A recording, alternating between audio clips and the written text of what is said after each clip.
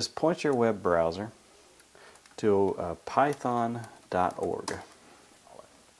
Now once you have Python installed, let's write a simple program by clicking on your Start button, going to All Programs. Let's find Python 2.6 and just run Python command line.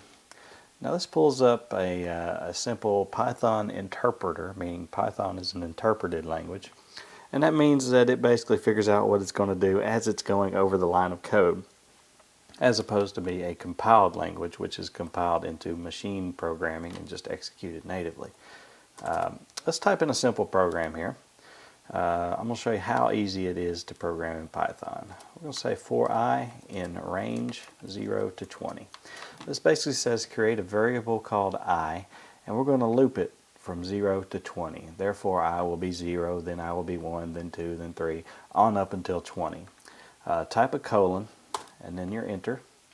Now let's do a tab here, and we're going to say print hello exclamation point, and make sure that's enclosed in quotation marks, then space, I'm going to say plus, and then a str for string.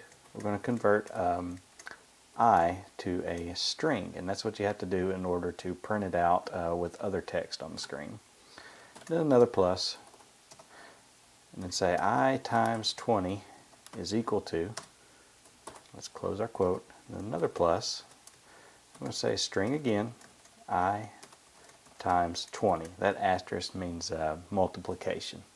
So basically we're going to print out the text hello 20 times, and then the number that I currently is, and then multiply I times 20 and print out what that is. I'm going to put a little space bar here after my hello so we can read it a little better. Say enter and say enter again. Now I, as you can see, has looped from 0 to 20, and it's saying it didn't include 20. That's important to keep in mind.